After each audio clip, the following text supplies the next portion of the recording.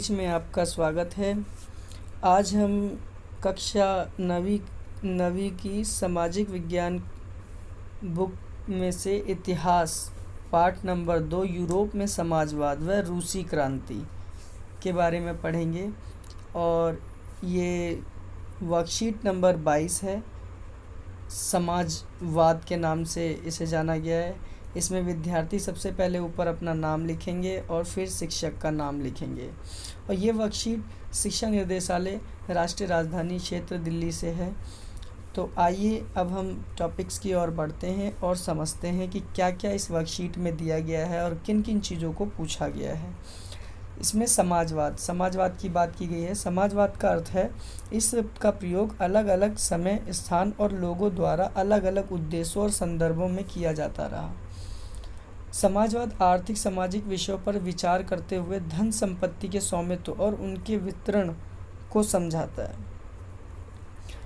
समाजवाद की प्रमुख विशेषताएं। समाजवाद निजी संपत्ति पर आधारित अधिकारों का विरोध करता है, पहला पॉइंट। दूसरा, ये पूंजीवाद और मुफ्त व्यापार के खिलाफ है। तीसरा पॉइंट, इसके अनुसार उत्पादन और वितरण समाज या राज्य सरकार के हाथों में होना चाहिए, यानी यही है कि राज्य सरकार अपने हाथ में सारी चीज़ें ले ले। चौथा पॉइंट जो है, समाजवाद में राज्य और नागरिकों के कर्तव्य व अधिकारों के वितरण पे भी विचार किया गया। अच्छा, समाजवाद में नागरिक के कर्तव्य और अधिकारों पर भी वितरण किया गया है, उनके बारे में भी विचार किया गया है। आइए आगे बढ़ते हैं। यूरोप में समाजवाद आने की परिस्थितियाँ क्या थी। पहला, फ्रांसीसी क्रांति में समानता, बंधुत्व, भाईचारा, न्याय जैसे विचारों को पूरे यूरोप में फैलाना पहली जो परिस्थिति थी समाजवाद आने की वो ये थी। दूसरा, सामंतवाद का कमज़ोर होना, नए राष्ट्र के उदय की भावना। तीसरा, औद्योगिक क्रांति के कारण मजदूर की संख्या और अवस्था में भारी बदलाव के साथ पूंजीपतियों के साथ वर्ग संघर्ष बढ़ना।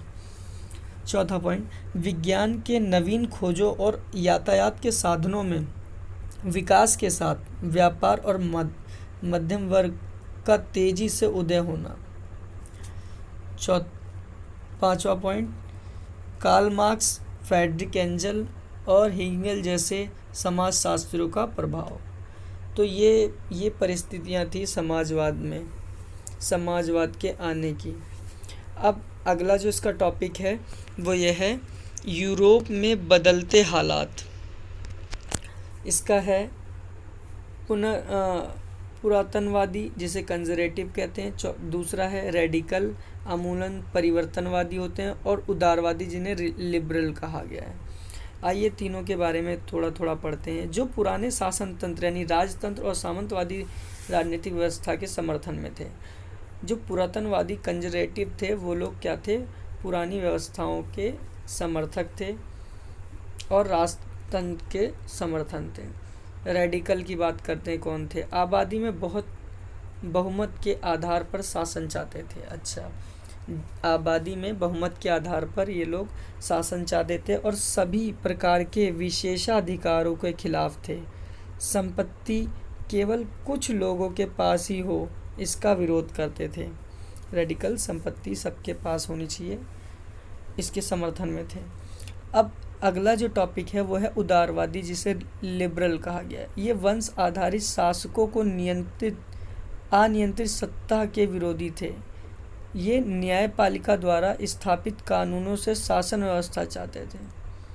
न्यायपालिका द्वारा स्थापित कानून से ही शासन की व्यवस्था चाहते थे और शासन धर्म के स्थान पर संविधान द्वारा नियंत्रित करने के समर्थन में हो।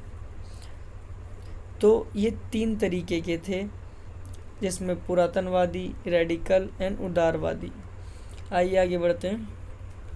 इसमें कुछ 3 पॉइंट्स हैं। पेरिस कम्यून का गठन, जो कि मजदूरों कामगारों का प्रथम विशाल संगठन था, और जगह जगह सामाजिक राजनीतिक क्लबों का निर्माण हुआ जहां खूब गर्मा गर्म बहसें हुआ करती थी।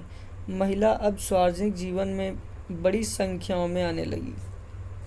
तो इस तरीके से ये वर्कशीट कंप्लीट हुई और वर्कशीट नंबर 22 समाजवाद इसको हमने समझा। आइए अब इसके क्वेश्चन आंसर्स करते हैं। क्वेश्चन नंबर 1, समाजवाद में किन बातों पर विचार किया गया है? समाजवाद के अंदर समाज के ऊपर जोर दिया गया है और पूंजीवाद और मुक्त व्यापार के खिलाफ थे, जैसा कि यहाँ दिया हुआ ये वाला पॉइंट, पूंजीवाद और मुक्त व्यापार के खिलाफ थे। समाजवाद में निजी संपत्ति और आधारित अधिकारों का विरोध किया जाता था, निजी संपत्ति का भी विरोध किया जाता था। और इसके अनुसार उत्पादन और वितरण समाज या सरकार के हाथ में, यानी जो भी उत्पादन हो रहा है, प्रोडक्शन हो रहा है, वो सरकार के हाथ में होनी चाहिए। समाजवाद की ये विशेषताएं थीं। चलिए अगला क्वेश्चन पढ़ते हैं। क्वेश्चन नंबर 2, समाजवाद धन और उत्पादन के साधन पर क्या विचार प्रकट करता था? समाजवाद का कहना है कि धन सभी लोगों पे होना चाहिए और उत्पादन के साधन पर राज्य का आधिपत्य होना चाहिए, यानी राज्य का आधिपत्य होना चाहिए। तीसरा क्वेश्चन है, यूरोप में किन किन परिस्थितियों के कारण समाजवाद समर्थक विचार फैले? देखो, यूरोप में जो परिस्थितियाँ थी वो अलग अलग परिस्थितियाँ थी। पहला, फ्रांसीसी क्रांति से समानता, बंधुत्व, भाईचारा जैसे न्याय विचारों का पूरे यूरोप में फैलना, यानी पूरे यूरोप में शांति, भाईचारा जैसी चीज़ें फैल चुकी थी, इसलिए समाजवाद में परिस्थितियाँ आईं और समाजवाद के समर्थक का विचार फैले। दूसरा, सामंतवाद कमज़ोर होना, वहाँ सामंतवाद कमज़ोर हो गया था। तीसरा, विज्ञान की नवीन खोजें और यातायात के साधनों में विकास के साथ व्यापार और मध्य वर्ग का तेज़ी से उदय होना। तीसरा जो पॉइंट है वो है मध्य वर्ग का तेज़ी से उदय होना। आइए चौथा क्वेश्चंस करते हैं।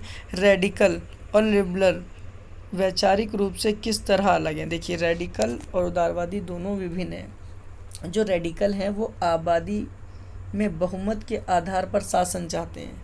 यही उदारवादी वंश आधारित शासकों की अनियंत्रित सत्ता के विरोधी थे। अनियंत्रित सत्ता के विरोधी थे, वो भी वंश आधारित, मीन्स राजा के शासन।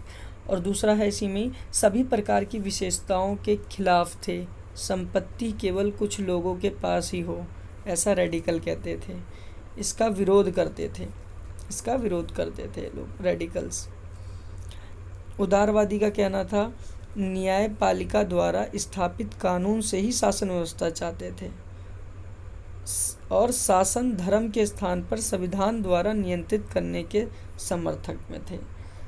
तो इस तरीके से चौथे का भी आंसर हो गया। पांचवे का आंसर जो है वो है, आपको मजदूर और पूंजीपतियों के बीच संघर्ष के क्या कारण लगते हैं? देखिए, मजदूर और पूंजीपति दोनों के बीच बहुत लंबा डिस्टेंस है और इन दोनों के बीच हमेशा संघर्ष रहा है, वो हो चाहे काम को लेकर चाहे हो उत्पादन को लेकर, इनके बीच हमेशा संघर्ष रहा है।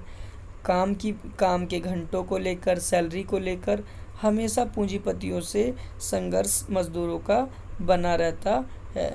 इस तरीके से हमने इसके 5 क्वेश्चंस कर लिए हैं और ये आज की वर्कशीट कंप्लीट हुई विथ आंसर के साथ। और अगर ये वीडियो आप लोगों को अच्छी लगी हो तो लाइक करें, शेयर करें।